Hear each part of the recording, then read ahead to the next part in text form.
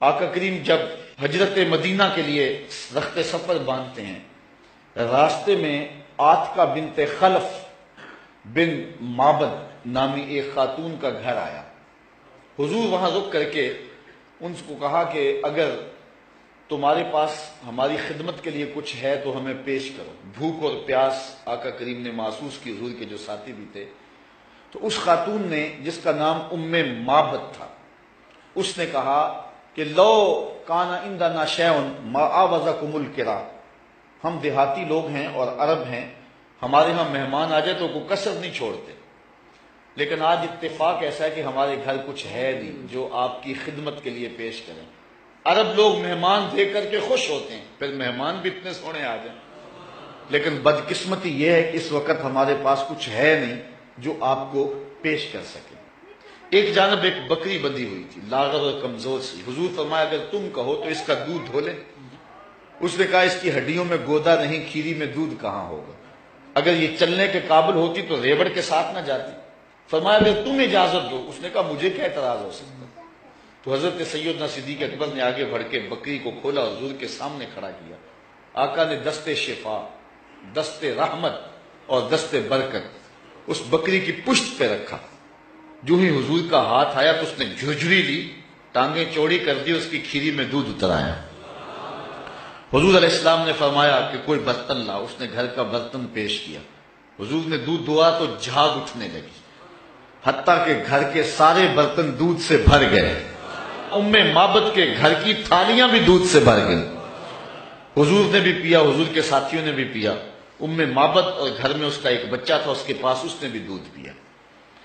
حضور علیہ السلام نے دعائے برکت دی اور چلے گئے۔ معبد کو حضور کا پتہ پوچھنا یاد نہ رہا، بس حضور کے حسن اور جمال میں کھو گئی، اور پوچھنا یاد نہ رہا کون ہو، کدھر سے آئے ہو، نام کیا ہے۔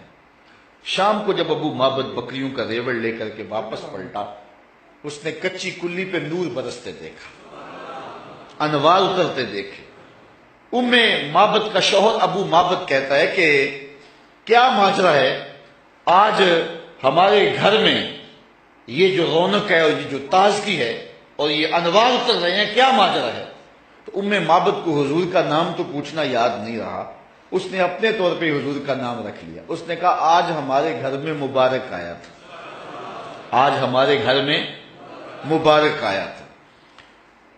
معبد پوچھتا ہے کہ مبارک کیسا تھا جو سارے گھر کو روشن کر گیا، وہ کیسا تھا؟ تو معبد تاصف رسول اللہ صلی اللہ علیہ وسلم، معبد حضور کا حلیہ بیان کرتی کہتی ہے فقالت رأیت رجلا ظاہر البزار، میں نے ایک ایسا شخص دیکھا ہے کہ جس کا رنگ نکھرا ہوا تھا، جس کا چہرہ چمک رہا تھا۔ اللہ اکبر۔ حدیث بہت طویل ہے۔ کسیم وسیم وفی عینیہ داج وفی اشفارہ وطف وفی صوتہ سہل احول اکحل ازج اکرن وفی عنقہ سطع وفی لحیتہ کساسہ۔ کیا بتاؤں، رنگ سونا تھا، ابرو ملے ہوئے تھے، پلکیں لمبی تھی، آنکھیں سرمگی تھی، گردن سراہی جیسی تھی، ہاتھ خوبصورت تھے، خاموش ہوتے تو پھر بھی وقار ہوتا۔ لیکن میں معبد کا صرف ایک جملہ آپ کی نظر کرنا چاہ رہا ہوں۔ ہزارہا مصنفین، نثر نگار اور شعراء اور ادباء کے سارے ادب پارے اور ساری نثر نگاریاں اور ساری انصاف پردازیاں اس کے ان دو جملوں پہ قربان۔ معبد نے کیا کہا، میرے شوہر میں کیا بتاؤں کہ وہ مبارک کیسا تھا، میں کیا بتاؤں وہ مبارک کیسا تھا، بس اتنی بات سن لو۔ ابہى الناس وَأَجْمَلَهُ مِنْ بَعِيدٍ وَأَحْسَنَهُ مِنْ قَرِيبٍ، وہ اتنا سونا تھا جب کوئی اس کو دور سے دیکھتا تو سونا نظر آتا، قریب آ کے دیکھتا تو اور سونا نظر آتا۔ یہ دو جملے اس کے دیکھیے، دور سے کوئی دیکھے تو پھر بھی سونا، قریب آئے تو پھر بھی۔ کچھ لوگ دور سے بھلے لگتے ہیں، قریب آئے تو نقوش میں وہ کشش نہیں ہوتی ہے۔ کچھ لوگ قریب سے سونے، دور سے دھندلے ہو جاتے ہیں۔ لیکن کہا وہ اتنا سونا تھا، دور تھا پھر بھی سونا لگتا تھا، قریب آیا تو پھر بھی۔ اچھا، یہاں اس نے حضور کی سیرت بھی بیان کی ہے۔ کچھ لوگ دور سے اچھے لگتے ہیں، قریب آ کے اچھے، دور سے اچھے لیکن رشتہ داری کر کے دیکھو تو اچھے نہیں ہیں، کاروبار کر کے دیکھو تو اچھے نہیں ہیں، دوستی لگا کے دیکھو تو اچھے نہیں ہیں، سفر کر کے دیکھو تو اچھے نہیں ہیں۔ وہ کیا، کسی نے کہا اس کے لہجے میں یوں تو برف تھی لیکن جو چھو کے دیکھا تو ہاتھ جل گئے۔ کچھ لوگ دور سے سہانے سہانے قریب آئیں تو کان پھٹیں ڈھول کی طرح، لیکن اس نے حضور کی صورت بھی بیان کی اور ان جملوں میں حضور کی سیرت بھی بیان کی. کہا وہ اتنا سونا تھا، دور تھا تو پھر بھی سونا لگتا تھا، قریب آ گیا تو پھر بھی سونا لگتا تھا. دور تھا تو نظریں جھکی ہوئی تھی، قریب آیا تو حیا کے پہرے تھے.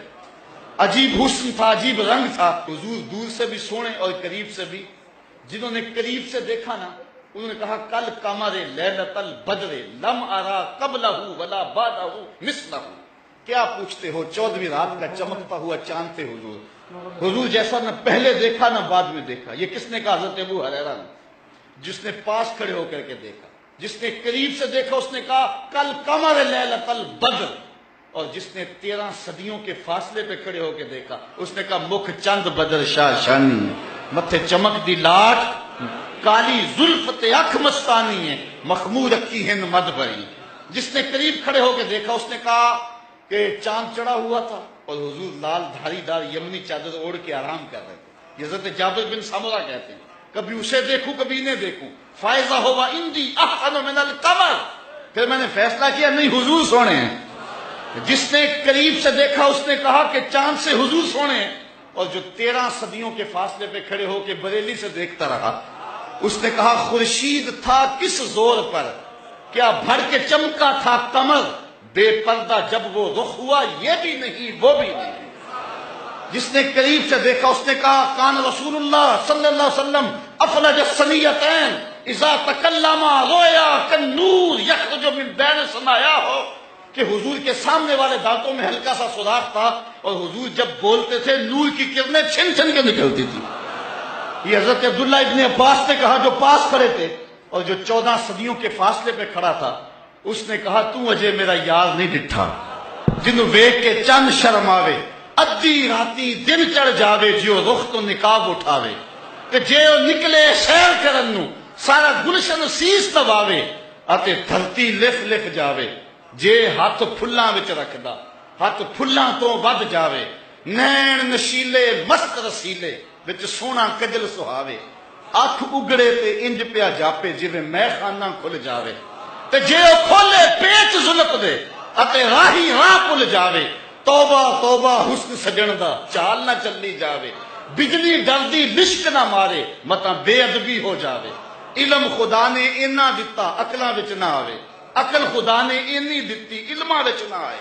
کی اعجاز نظر وچ او دی جو آوے وک جاوے، خلق او دے نے مول ہی دنیا کوئی ورلا ہی جان بچاوے. آزم ایڈا سونا ماہی سن کدرے نظر نہ آوے. جنہوں نے قریب سے دیکھا انہوں نے بھی کہا سونا، اور جنہوں نے دور سے دیکھا انہوں نے بھی کہا سونا. تو کہا کوئی قریب سے دیکھے پھر بھی واری جائے، دور سے دیکھے پھر بھی واری جائے، تو اجے میرا یار نہیں ڈٹھا، جنہوں دیکھ کے چند شرم آوے. کہا کیا بتاؤں کہ وہ قریب سے بھی سونا اور دور سے بھی سونا. اچھا اس نے حضور کا حلیہ بیان کیا. ام معبد میرے بچے تیرے پہ قربان، ام معبد میری نسلیں فدا تیرے ایک ایک جملے پہ حضور کا حلیہ بیان کیا اور حد کر دی ام معبد نے. دعا کرو اللہ ہمیں حضور کی زیارت نصیب فرمائے. یا اللہ واسطہ ڈالتے ہیں ام معبد کا، ہمیں حضور کی زیارت دے دے. یہ آنکھیں اس قابل تو نہیں ہیں لیکن مالک تو کرم کر، ہم تیرے محبوب کا نام لے رہے ہیں، ام معبد کا صدقہ حضور کی زیارت دے دے. اچھا ام معبد نے حضور کا حلیہ بیان کیا، مبارک کا حلیہ بیان کیا. ام معبد حلیہ بیان کر کے فارغ ہوئی تو بچہ بولا امی وہ بکری والی بات سنائی نہیں، جو بکری کی پشت پہ ہاتھ پھیرا تھا مبارک نے وہ تو بات نہیں سنائی. اللہ اکبر. اب ابو معبد کہتا تم نے زیادتی کیا میرے سے، جب مبارک آیا تو مجھے بلایا کیوں نہیں؟ اس کو میں بھی دیکھنا چاہتا تھا. اب میں بکریاں دودھ لے کر نہیں جاؤں گا، قریب قریب رہا کروں گا، کبھی مبارک آئے نا تو مجھے بلا لینا. اب وہ سارے گھر کے افراد مبارک کا انتظار کر. ابو معبد کے جذبات یہ تھے ایک بار ہی دیکھ لوں، لیکن ام معبد کہتی تھی کاش کے روز بھی گزرے، مبارک کا روزانہ گزر ہو یہاں سے. ایک دن ام معبد سودا سلف لینے کے لیے قریبی بستی میں گئی، نہ ملا تو آگے بڑھ گئی. آگے شہر مدینہ میں جا پہنچی، سودا خرید رہی تھی، بچہ بھی ساتھ تھا کہ حضرت ابوبکر صدیق گزرے. تو بچے نے جب دیکھا نا تو تڑپنے لگا، اور اس کے لفظوں میں وہ بے ساختگی اور اس کی تڑپ ظاہر ہو رہی ہے. اس نے کہا یا امہ ان ھذا الرجل الذی کان مع المبارک، امی اس دن جو مبارک کے ساتھ نہیں بندہ تھا یہ جا رہا ہے. सौदा छोड़ा हजरत अबू बकर सिद्दीक के पीछे और पूछते हैं मुबारक कहाँ है, तुम तो मिल गए हो, मुबारक किधर है? अब नाम तो अपने तौर पे रखा हुआ था। हजरत अबू बकर सिद्दीक फरमाया किस मुबारक को ढूंढ रही हो? कहा वही जिसने बकरी की पुश्त पे हाथ फेरा था। कहा आओ तुम्हें मुबारक के डेरे पे ले चलो। हुजूर सहने मस्जिद नबवी में बैठे हुए थे। जब बच्चे ने देखा तो फिर चीखा और कहा अम्मी वो देखो मुबारक बैठा हुआ। ये हुजूर के कदमों में बैठ गई और बरकत लूटी। हुजूर ने इस्लाम दिया, इन्होंने कबूल किया।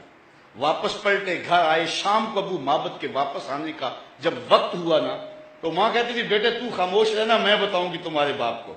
बेटा कहता नहीं अम्मी, मुबारक के साथी को मैंने देखा था, इसलिए मैंने बताना अब्बू के हम मुबारक को देख आए हैं। शाम को जब अबू माबद आया ना, ये दोनों बताने लगे, वो पहले ही बोल पड़ा। कहा घर फिर चमक रहा है, मुबारक फिर आया था? उन्होंने कहा मुबारक तो नहीं आया, हम उसका डेरा देख आए हैं। कहा किधर रहता है? कहा जिसे दुनिया मोहम्मद कहती है वही तो मुबारक है। फिर अगले दिन अबू माबद भी हुजूर के कदमों में बैठा हुआ था। वो बकरी उम्मे माबद के पास आम और रिमादा तक जिंदा रही। अहले सियर लिखते हैं कि हजरत उमर के दौर में एक साल आया था जब कहत पड़ा था और दरख्त भी सूख गए थे, जानवरों की छातियां भी खुश्क हो गई थी, कुओं के पानी भी नीचे चले गए थे, हौज भी खुश्क हो गए थे, कहीं से पानी का कोई कतरा नहीं मिलता था। लेकिन उम्मे माबद के डेरे से बकरी का दूध मिल जाता था, क्योंकि हुजूर अलैहिस्सलाम ने इस बकरी पर अपना दस्ते शिफा फेरा था, अपना दस्ते बरकत फेरा था। ये हुजूर अलैहिस्सलाम के हाथ की और हुजूर अलैहिस्सलाम के दस्ते नूर की बरकत है। ये हाथ तो उठ जाए तो चांद के टुकड़े होते हैं, ये हाथ उठ जाए तो सूरज पलट के सर के वक्त पे आता है। अल्लाह अकबर। ये जिधर हाथ हो जाते हैं उधर ही कायनात का निजाम होता है। जी तो फ्रेंड्स, आपने ये वीडियो सुनी, बहुत इंफॉर्मेटिव वीडियो, बहुत ज़बरदस्त बयान। उम्मीद है इससे आपको बहुत कुछ सीखने का मिला होगा। अगर आपने मेरा चैनल सब्सक्राइब नहीं किया तो मेरा चैनल सब्सक्राइब कर लीजिए और बेल के आइकन को ज़रूर दबाइएगा और वीडियो को एंड तक देखिएगा। बहुत शुक्रिया।